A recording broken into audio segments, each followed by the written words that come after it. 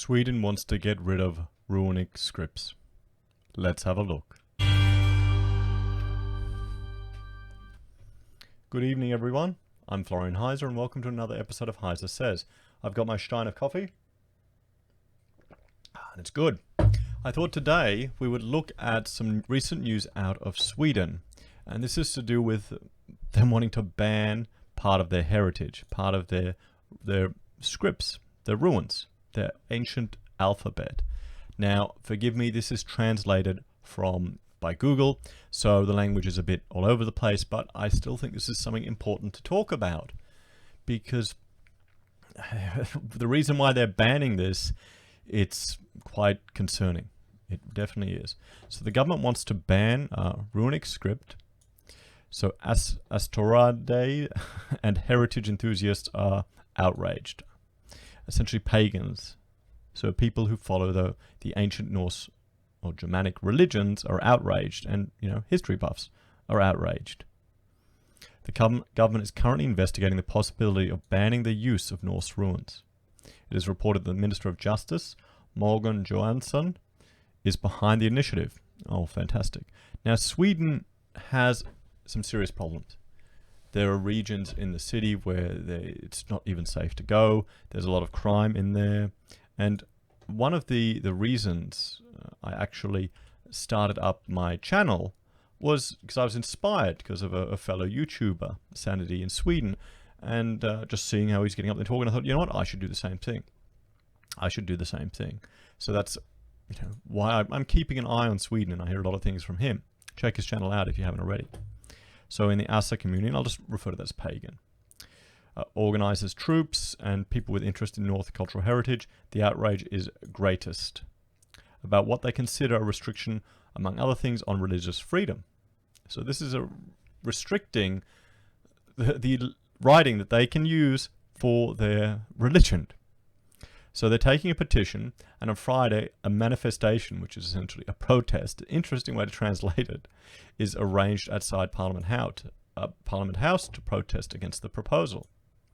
The background to the investigation is stated to be that neo-Nazis in Sweden use a so-called Trin rune as a symbol. The fact that this is happening is something that neither the pagans or those interested in history are happy with. So they've usurped that symbol. So let's have a look. I mean, this is an example of one of the different types of runic script, and it's from the 1300s, and it's the law of modern day Denmark and southern Scandinavia. There, it's ancient,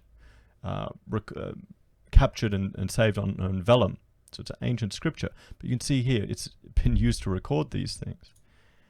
This is the rock runestone, and this is an example of where it's during a significant moment in history, you'd raise these to record them or to remember the dead. It has cultural significance.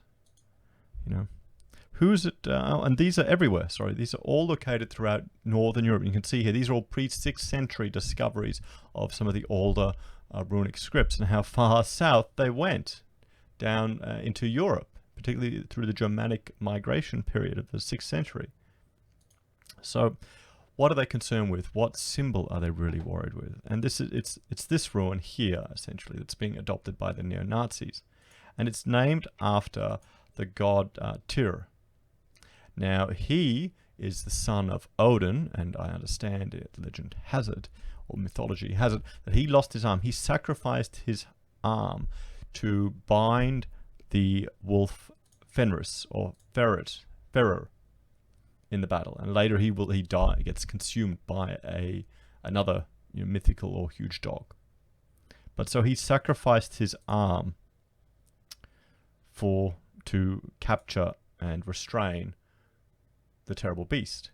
So this is something that has been usurped, or the symbol is named after this god.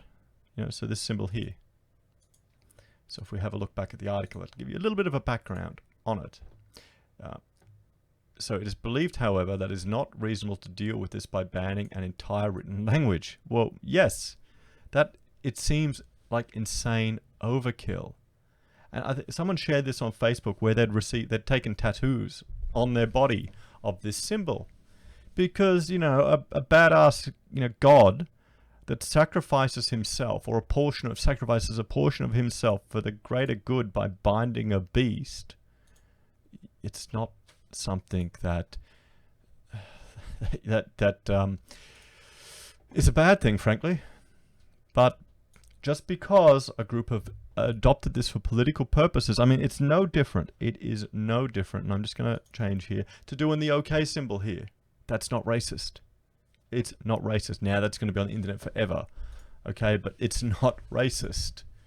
It's just insane. I think 4chan people are also trying to get the hashtag done as a hate symbol by calling it Hail Hitler, HH.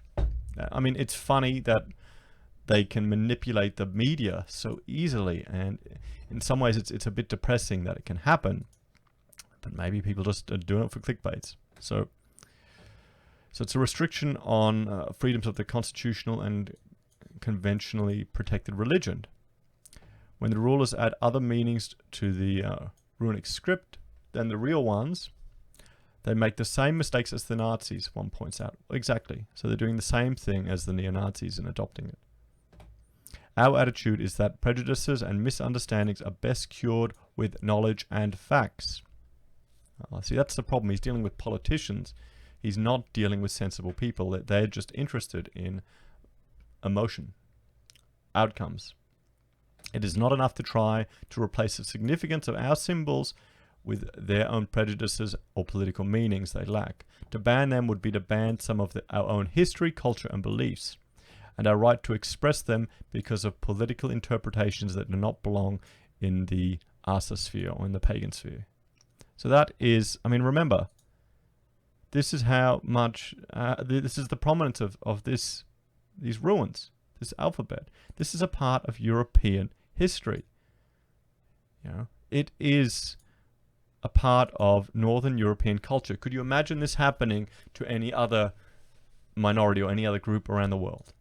Could you imagine the government doing that? Trying to ban an ancient alphabet because a group didn't want it. What about, okay, Antifa are using the hammer and sickle. Should we ban the hammer and sickle? Why? Maybe we should. Why not? You can ban a bloody alphabet. Oh no, they're writing their name with the letter A. Should we ban, our alphabet? What today's politically active have under no circumstances to destroy the expressions of religion and culture, as old as the first impressions of the first settlers in the area north. Okay, so that's translated very badly, but they're concerned with the destruction of their culture. According to the government proposal, ancient Norse symbols and jewelry can also be banned. So even jewelry can be banned. Wow. This applies, among other things, to Taurus hammer, the electric knot, Odin's knot, and Vervisel. The Asa Society has, in protest against the government's plan, started something called the Rankampen under the slogan, "Do not touch our ruins." A collection of names has been started. Yep, so they've got 6,000 signatures. I'd sign it if I could read the website properly. On Friday, May 24th, between 1 and 4, the protest is arranged, where the collection of names shall be submitted to the government.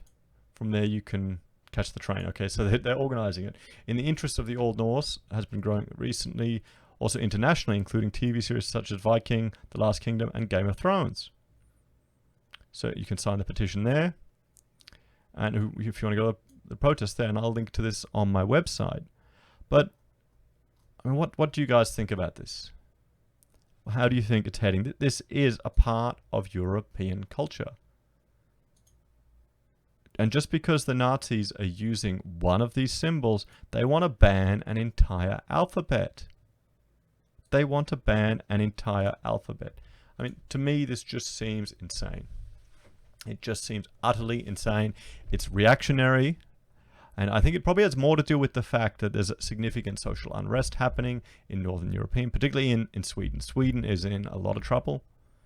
Look at any examples of just the issues with migrant integration in Sweden. This is a far northern European country that has got foreign cultures coming in there, and it's causing social issues. There's suburbs where there's riots and there's crime. You know, I could do a freedom map of some of the areas. I think I looked at it very long ago at just some of the issues there, but they have a serious problem. So what their solution is to address this, we need to ban these symbols. Because I mean, you've got Alternative for Sweden is a political party. I don't need to be able to translate that, but they're a political party. They're a right-leaning political party. I think there'd be a lot of normal people that are either followers of their religion, or use their alphabet, or appreciate the history and heritage of their nation, that might be leaning more conservative. They're more concerned with where their country is heading. So how can any politician think this is a smart thing to do?